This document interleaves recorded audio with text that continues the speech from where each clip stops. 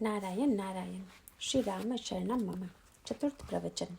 शास्त्रों में अनगिनत साधनाओं का वर्णन करते हुए यह बात जोर देकर कही गई है कि कलयुग में की जाने वाली साधनाओं में सर्वश्रेष्ठ साधना भगवान के मंत्र या नाम जप की है। जपात सिद्धिर जपात सिद्धिर जपात सिद्धिर न संशयः कलौ नास्त्यैव नास्त्येय नास्त्येय गतिरन्यथा। लोगों के मन में यह प्रश्न आता है कि जप की प्रक्रिया क्या है, क्योंकि जप की भिन्न भिन्न विधियों का वर्णन किया गया है। महापुरुषों तथा आचार्यों ने भी इस विषय में जो बातें कही हैं उनमें भी परस्पर भिन्नता प्रतीत होती है। इसीलिए प्रश्न आता है कि किसकी बात मानी जाए और किसकी नहीं। एक और संत भक्त कबीर की वाणी है। वे निर्गुण निराकारवादी संत थे, पर जहाँ तक भगवान के नाम की महिमा का प्रश्न है वे इसे स्वीकार करते हैं। भले ही वे भगवान के रूप को नहीं मानते, पर भगवान के नाम जप को वे बड़ा महत्व देते हैं। हाँ, इसके साथ साथ वे आग्रह करते हैं कि जब एक पद्धति विशेष से किया जाएगा तभी उसका परिणाम दृष्टिगोचर होगा। इस संबंध में उन्होंने व्यंग करते हुए जो दोहा कहा उसे आपने सुना ही होगा। माला तो कर में फिरई, जीभ फिरई मुख माही, मनुवा तो दस दिसी फिरई, यह तो सुमिरन नाही। उनका आग्रह है कि जब हम जप करने के लिए बैठें तो तन मन आसन सब स्थिर रहना चाहिए। इस प्रकार तन्मयता से जप अगर एक पल भी किया जाए तो इसका फल कल्प भर के साधारण जप की अपेक्षा अधिक होता है। वे कहते हैं, तन थिर मन थिर वचन थिर, नियत नियत थिर होए, कह कबीर वा पलक को, कल्प न पावई कोय। संत कबीर का यह आग्रह बड़ा युक्ति संगत प्रतीत होता है। दूसरी ओर रामचरितमानस में जप का विविध रूपों में वर्णन तो किया गया, परंतु साथ साथ गोस्वामी जी की यह पंक्ति भी बड़ी प्रसिद्ध है, जिसमें वे कहते हैं कि भाए कुभाए अनख आलस हूँ, नाम जपत मंगल दिसि दस हूँ। किसी भी प्रकार से भगवान के नाम या मंत्र का जप करने से दशों दिशाओं में मंगल की प्राप्ति होती है। यद्यपि दोनों की बातों में परस्पर भिन्नता की प्रतीति होती है, पर दोनों ही संत वंदनीय हैं। अब समस्या यह है कि व्यक्ति किसकी वाणी को महत्व दे और उस पर विश्वास करे।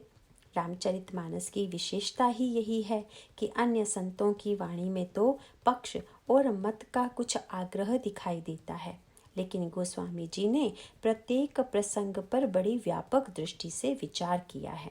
यदि हम भी उस दृष्टि से विचार करें तो ऐसा लगने लगेगा कि संतों की जो वाणी है वह अपने अपने स्थान पर बिल्कुल ठीक प्रतीत होती है। उसके पीछे विशेष तात्पर्य है। अब आइए विचार करें कि जप की प्रक्रिया क्या है। पहला प्रश्न यह है कि जप के पीछे आपका उद्देश्य क्या है।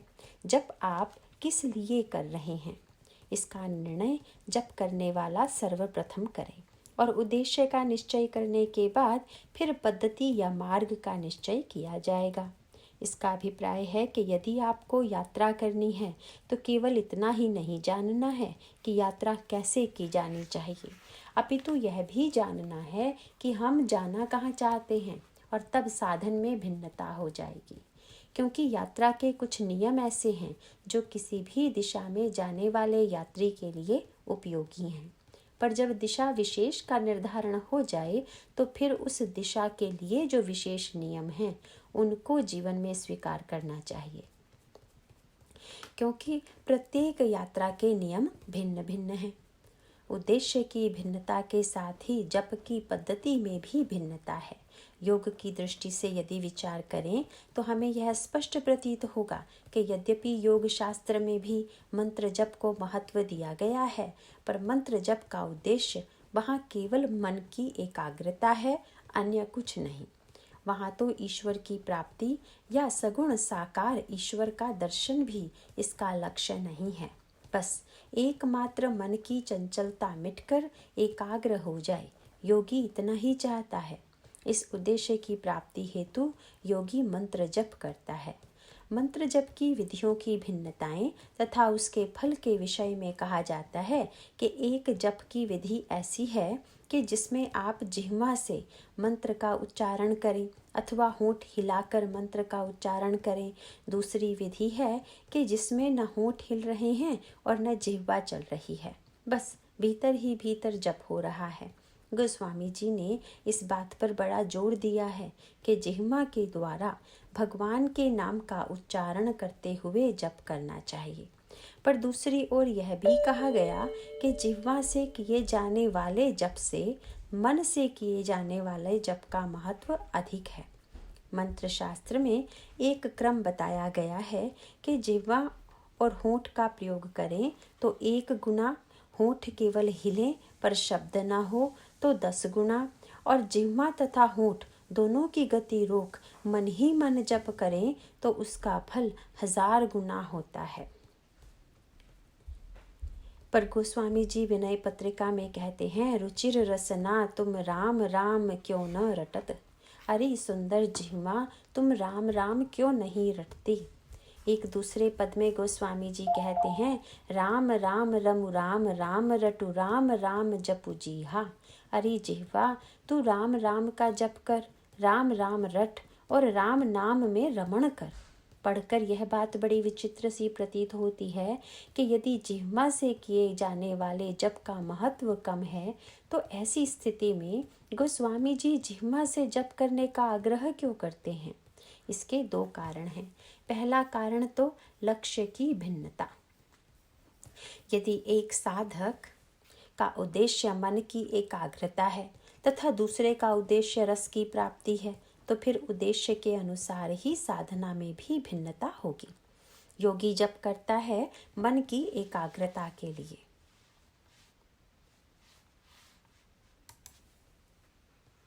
और भक्त जप करता है भगवत चरणों में अनुराग और रस की प्राप्ति के लिए। योग शास्त्र की मान्यता है कि आप शरीर से जितना ऊपर उठते जाएंगे उतनी ही एकाग्रता बढ़ती जाएगी। शरीर के मिथ्यात्व का निश्चय हो जाए, शरीर से वैराग्य हो जाए तथा व्यक्ति शरीर से ऊपर उठे तो मंत्र जप के द्वारा उसके मन में एकाग्रता की सृष्टि हो जाएगी। यह है योगी का लक्ष्य। इसीलिए इसमें मन से किए जाने वाले जप का महत्व अधिक है। किंतु भक्तों की दृष्टि सर्वथा भिन्न है। भक्तों की दृष्टि यह नहीं है कि शरीर मिथ्या है, अपितु भक्त शास्त्र की मान्यता है कि शरीर का उपयोग यदि संसार के लिए किया जाए तो भले ही वह कल्याणकारी ना हो, पर शरीर के अंग प्रत्यंग यदि ईश्वर की दिशा में लगा दिए जाएं तो शरीर भी कल्याणकारी हो जाता है। भक्तों का भगवान निर्गुण निराकार नहीं बल्कि सगुण साकार होता है। निर्गुण निराकार ईश्वर के संदर्भ में भले ही आँखों की सार्थकता न हो, पर सगुण ईश्वर को देखने के लिए आँखों का प्रयोग आप करेंगे ही। भक्तों की प्रार्थना पर ईश्वर सगुण साकार होकर उनके सामने आना स्वीकार करते हैं। इसीलिए भक्त रूप या नेत्र को मिथ्या मानकर चले तब तो सगुण साकार की कोई सार्थकता ही नहीं है। भक्ति शास्त्र की मान्यता है कि हम अपनी इंद्रियों को भी भगवान से जोड़ें। भगवान के स्वरूप का दर्शन हम नेत्रों से करें। जिह्वा भी एक इंद्रिय है। जब अगर केवल हम मन से करें तो मन का सदुपयोग तो हुआ, पर ये जो शरीर की अन्य इंद्रियां हैं उनका क्या सदुपयोग है, उनकी क्या सार्थकता है। इसलिए भक्त इस बात पर बड़ा जोर देता है कि भगवान के लिए साधना क्रम में हम मन के साथ साथ इंद्रियों का भी प्रयोग करें। रामचरितमानस में एक सूत्र दिया गया है। गरुड़ जी ने काकभुशुंडी जी से पूछा, महाराज आपका क्या विचार है कि शरीर रहना चाहिए कि नहीं। तो उन्होंने कहा कि मैं चाहता हूँ कि मेरा शरीर बना रहे तथा मेरी आयु बहुत लंबी हो। गरुड़ जी ने जिज्ञासा की कि इसका अर्थ क्या यह नहीं हुआ कि आपके मन में शरीर के प्रति मोह है। तब काकभुशुंडी जी ने उसका उत्तर देते हुए कहा कि मैं शरीर को इसलिए रखना चाहता हूँ क्योंकि बिना शरीर के भजन नहीं होता। तजहु न तन निज इच्छा मरना, तन बिनु वेद भजन नहीं बरना। इस संदर्भ में आपके समक्ष 2 दृष्टियां आएंगी। एक तो जटायु तथा बाली की और दूसरी काकभुशुंडी जी की। गीधराज तथा बाली ने शरीर का त्याग किया, पर काकभुशुंडी जी ने शरीर का परित्याग नहीं किया। यह बड़ी सांकेतिक भाषा है। गीधराज तथा काकभुशुंडी दोनों ही पक्षी हैं।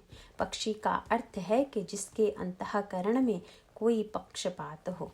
यद्यपि ये दोनों पक्षी हैं तो पक्षपाती, पर मत दोनों के अलग अलग हैं। एक पक्षी गीधराज को भगवान ने अपनी गोद में ले लिया और कहने लगे कि मेरे जान तात कछु दिन जी जई, आप जीवित रहिए, जीवित रहकर पुत्र की सेवा स्वीकार करें, यह मेरा अनुरोध है। पर गीधराज ने स्वीकार नहीं किया।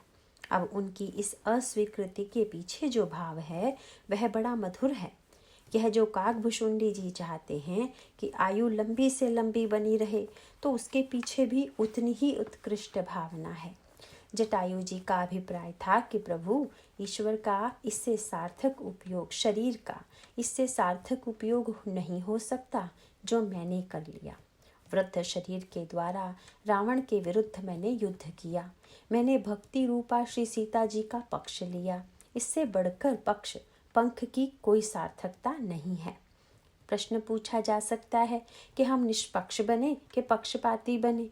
इसका सीधा सा उत्तर यह है कि ज्ञान विवेक में तो निष्पक्षता की प्रशंसा की जाती है, पर भक्ति के प्रति पक्षपाती बनना भक्तों की दृष्टि में निष्पक्षता की अपेक्षा भी श्रेष्ठ है। भगवान श्री राघवेंद्र ने गीध की इस धारणा को स्वीकार कर लिया, और जब शरीर का सदुपयोग हो चुका और एक न एक दिन इस शरीर का विनाश भी होना ही है, फिर जब आज आपकी गोद में सिर रखकर इसे त्यागने का अवसर प्राप्त हो रहा है, तब फिर इसे और किस अभीष्ट की सिद्धि हेतु रखें। इसीलिए आप मुझसे शरीर रखने का आग्रह न करें। भगवान राम ने उनकी इस भावना को स्वीकार कर लिया। दूसरे पक्षी हैं काकभुशुंडी जी। ये शरीर रखने के पक्षधर हैं।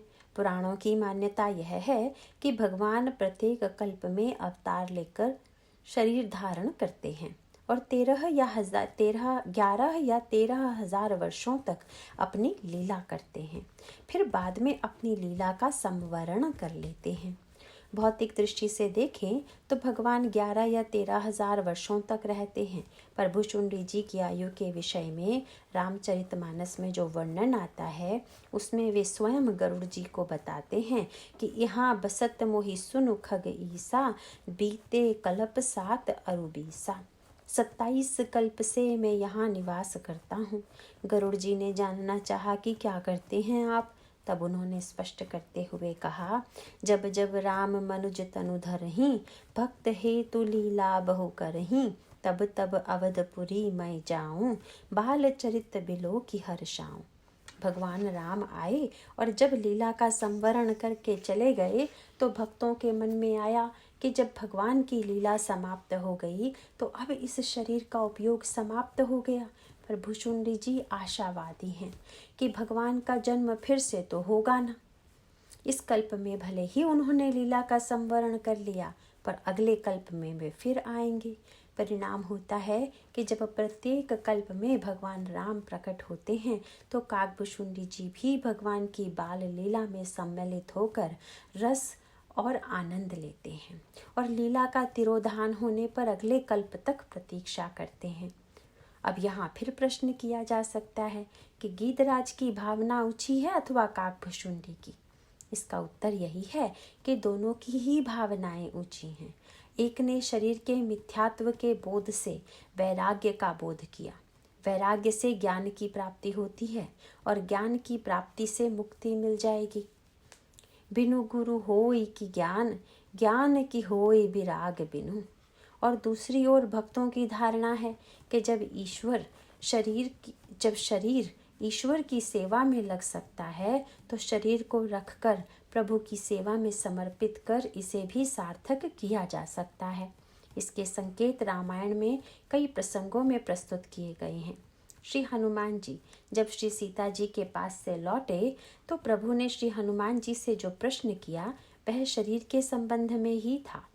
वन गमन के समय भगवान श्री राम ने जब श्री किशोरी जी को रोकने की चेष्टा की, तब श्री सीता जी ने कहा था कि तनु प्राण की केवल प्राणा। प्रभु, मैं तो आपके साथ ही जाऊंगी। हाँ, यह बात जरूर है कि अगर शरीर और प्राण दोनों न जा सके तो केवल प्राण ही आपके साथ जाएंगे। उनका अभिप्राय था कि अगर आपने मेरा प्राण परित्याग कर वन में जाएंगे तो मैं अपने प्राणों का परित्याग कर दूंगी। अब सीता जी लंका में 10 महीने से हैं। हनुमान जी जाते हैं तो उन्हें वे जीवित अवस्था में मिलती हैं। लौट कर आते हैं तो भगवान राम उनसे पूछते हैं कि क्या सीता जीवित हैं। यद्यपि यह प्रश्न तो सहज भाव से किया गया था, पर हनुमान जैसे भक्त की परीक्षा थी। श्री हनुमान जी ने प्रभु के प्रश्न का 2 उत्तर दिया। एक तो वह जो श्री सीता जी ने उनसे कहा था, और दूसरा उत्तर उन्होंने अपनी ओर से दिया। दोनों ही उत्तरों में बहुत मधुर बात है। प्रश्न पूछने में मानो यह ध्वनित हो सकता था कि अयोध्या से चलते समय वियोग में जीवित न रहने की बात कहने वाली सीता अब इस वियोग में भी कैसे जीवित हैं। श्री हनुमान जी ने उत्तर देने से पहले प्रभु से एक प्रश्न करते हुए कहा कि श्री किशोरी जी तो आज भी अपनी प्रतिज्ञा पर दृढ़ हैं और अपने प्राण का परित्याग करना चाहती हैं। भगवान श्री राघवेंद्र ने जानना चाहा कि तब फिर समस्या क्या है। तब श्री हनुमान जी ने कहा कि प्रभु, दरवाज़ा बंद हो, अगर कोई व्यक्ति बाहर निकलना चाहे तो पहले किवाड़ भी तो खुलना चाहिए। यदि दरवाजे पर ताला लगा हो तो ताला खुलना चाहिए, भले ही किवाड़ तथा ताले दोनों ही खुले हों, किंतु पहरेदार पहरा दे रहे हों तो उनकी भी अनुमति होनी चाहिए। अथवा बाहर से अगर कोई चोर भीतर घुसकर चोरी करना चाहे और अगर पहरेदार खड़े हों, ताला पड़ा हो तथा दृढ़ किवाड़ बंद हो, तो क्या चोर के लिए भी संभव है कि वह भीतर की वस्तु को चुरा सके। श्री हनुमान जी ने कहा, प्रभु, श्री सीता जी जिस स्थिति में हैं उसमें पहरेदार भी हैं, किवाड़ भी हैं और ताला भी बंद है। तब उलटकर श्री हनुमान जी ने भगवान श्री राघवेंद्र से प्रश्न कर दिया कि जब न तो यमराज ही भीतर घुस सकते हैं, नहीं श्री सीता जी के प्राण निकल सकते हैं, तो फिर बताइए कि श्री सीता जी की मृत्यु किस प्रकार हो सकती है। हनुमान जी ने कहा, महाराज, नाम पाहरु, आपका नाम ही पहरेदार है। 10 महीने से प्रतिक्षण आपके नाम का जप कर रही हैं, मानो आपके नाम का पहरा पड़ रहा है। राम नाम के 2 अक्षर ही 2 पहरेदार के रूप में रात दिन पहरा दे रहे हैं। नाम पाहरु दिवस निसी, ध्यान तुम्हार कपाट। राम नाम के जप के साथ साथ वे आपके रूप का ध्यान कर रही हैं। यह ध्यान ही मानो बंद किवाड़ हो गया। ताले की व्याख्या करते हुए श्री हनुमान जी ने कहा कि श्री सीता जी लंका के चारों ओर के वातावरण पर दृष्टि न डालकर अपने नेत्रों को चरणों से जोड़े हुई हैं। यही मानो ताला है, लोचन निज पद जंत्रित। अब आप ही बताइए, जा ही प्राण के ही बाट, अब प्राण किस मार्ग से जाएं। साथ साथ हनुमान जी ने प्रभु को सावधान भी कर दिया, महाराज, अगर उनका प्राण जाएगा तो सबसे बड़ा संकट आप पर ही आएगा, क्योंकि पहरेदार के रहते हुए अगर चोरी हो जाए तो सबसे पहले पहरेदार की ही छुट्टी की जाती है। आपके नाम की पहरेदारी में यदि श्री सीता जी के प्राण छूट जाएंगे तो लोगों की नाम से आस्था ही मिट जाएगी कि जब श्री सीता जी के प्राण की रक्षा नहीं हो सकी तो हमारे प्राणों की क्या रक्षा होगी। सारे संसार के भक्त आपका नाम लेना बंद कर देंगे। हनुमान जी की इस व्याख्या को सुनकर भगवान श्री राघवेंद्र गदगद हो गए। श्री हनुमान जी ने इस संदर्भ में माँ जानकी की ओर से भी एक उत्तर दिया। माँ ने कहा था कि हनुमान, मैं यह नहीं समझ पाई कि प्रभु इतने दिनों तक मेरी उपेक्षा क्यों कर रहे हैं। जब मैं सोचती हूँ कि मुझसे क्या भूल हो गई है तो बहुत सोचने पर लगता है कि मुझसे एक यही भूल हुई है कि अवगुण एक मोर मैं माना, बिछुरत प्राण न कीन्ह पयाना। मेरा यही एक अपराध है कि प्रभु के वियोग में भी मैं जीवित हूँ।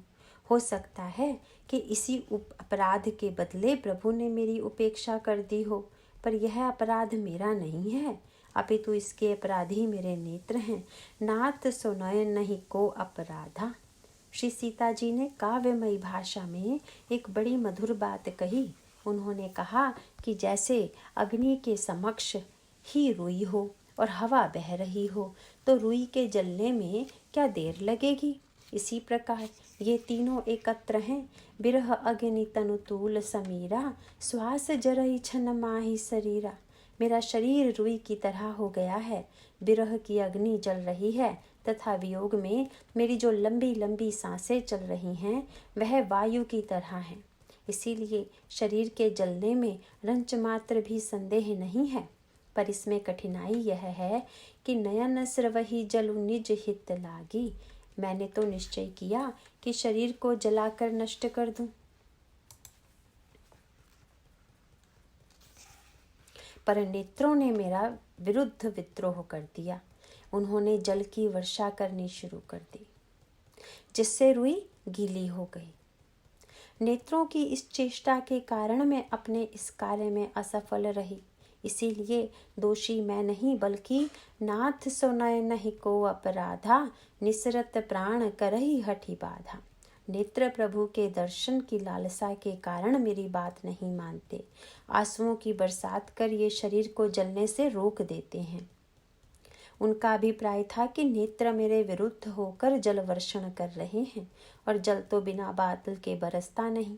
इसीलिए आप ही घनश्याम के रूप में मेरी आंखों में बसकर वर्षा करके मेरी रक्षा करते हैं। आपके नाम और रूप के कारण ही मेरी रक्षा हो रही है। इसका तात्पर्य है कि नेत्र के द्वारा भगवान का दर्शन हो सकता है, शरीर के द्वारा भजन हो सकता है और जिह्वा के द्वारा जप हो सकता है। तब ऐसी स्थिति में यह कहना कि सारी इंद्रियों को अलग करके केवल मन को ही भगवान में लगाएं, यह तो इंद्रियों के साथ अन्याय है।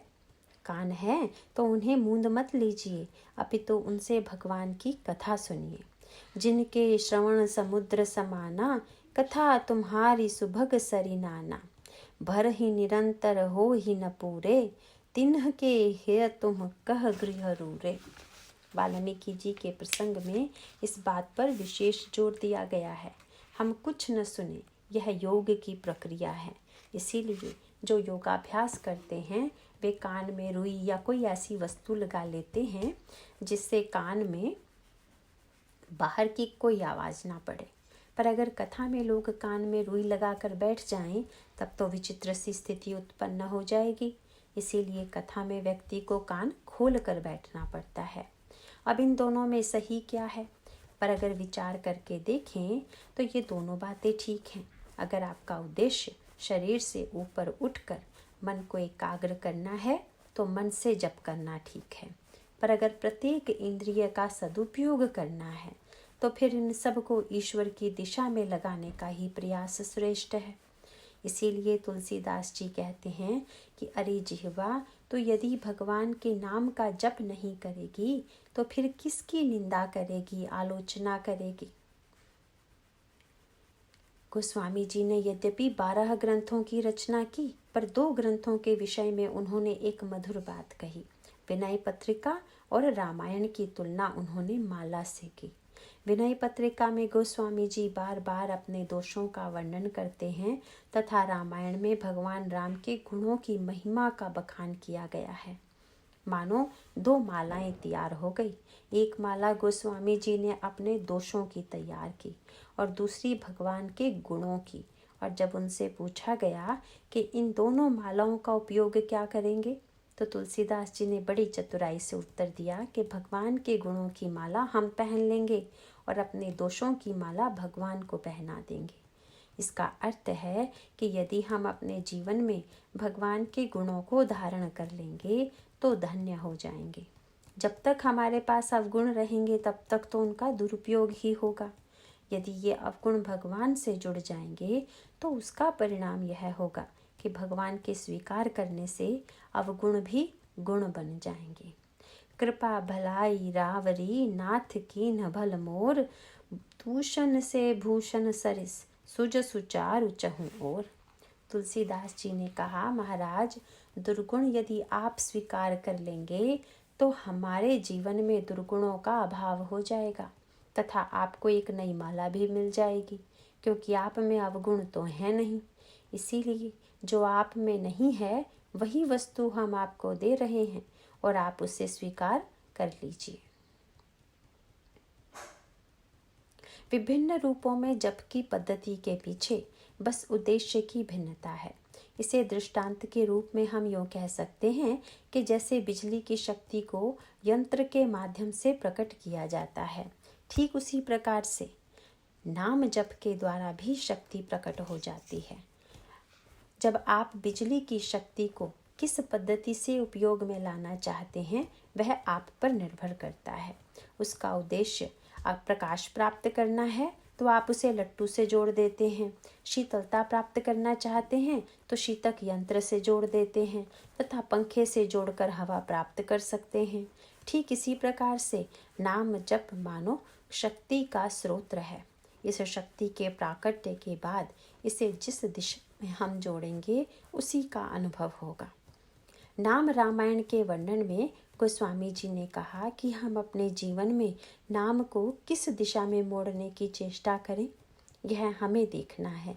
कहीं हम नाम जप का उद्देश्य यह न बना लें कि लोग हमें नाम जपता देखकर भक्त माने तथा हमारी पूजा करें।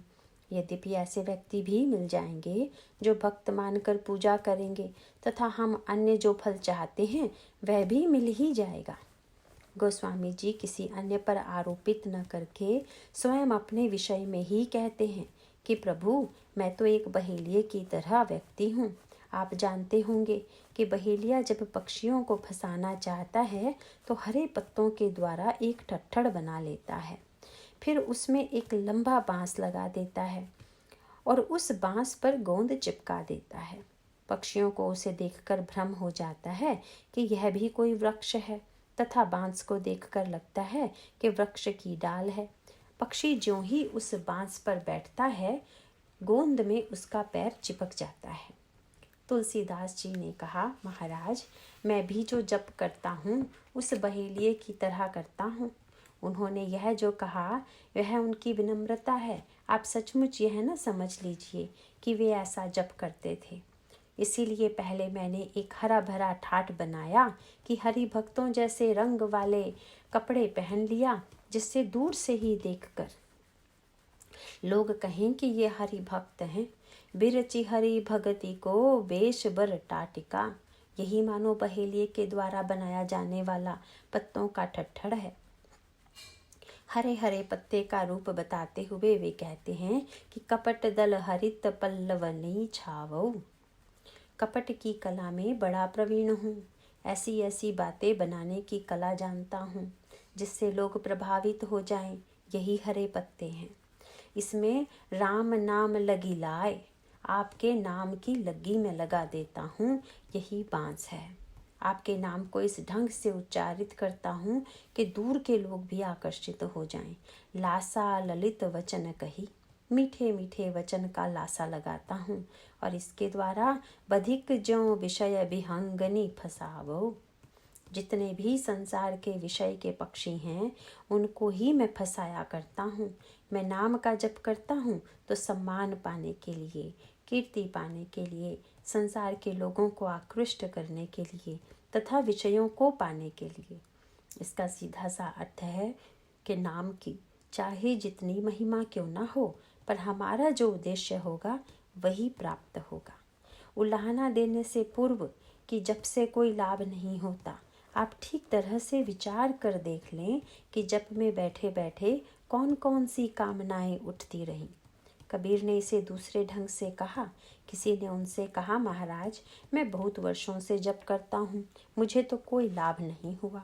उन्होंने कहा, भाई, कोई किसान बढ़िया खेत तैयार करे, खेत में बढ़िया बीज डाल दे, खाद डाल दे, वर्षा भी हो जाए और खेत में बहुत बढ़िया फसल भी लहलहाने लगे। पर अब इसके बाद अगर कोई इसमें पशुओं को छोड़ दे और पशु उस फसल को चर जाएं, तो क्या तुम आशा करते हो कि जब अन्य किसान अन्न प्राप्त करेंगे तो उस खेत का मालिक भी अन्न प्राप्त कर सकेगा? उन्होंने कहा, भले मानुष, समस्या यही है कि माया मृग काया बसई, कैसे उबरे खेत। जो बोवई सोई चरई, होय न हरि से हेत। तुम्हारे मन के खेत में कामना के पशु चर रहे हैं। जप साधन तो करते हो, पर कामना के पशुओं से चरा देते हो, तो तुम्हें मिलेगा क्या? गोस्वामी जी ने कहा कि सचमुच अगर कोई जप करने वाला है तो उसके जीवन में पूरी रामायण आ जानी चाहिए। कोई रामायण का भक्त है और यह चाहता है कि जैसे भगवान राम ने त्रेता युग में अवतार लेकर उस युग की समस्याओं का समाधान किया था, ठीक उसी प्रकार से जब हम जप करें तो वही प्रार्थना करें जो रामायण में की गई थी। कल आपके समक्ष सूत्र के रूप में संकेत किया था कि विश्वामित्र ही सद्गुरु हैं।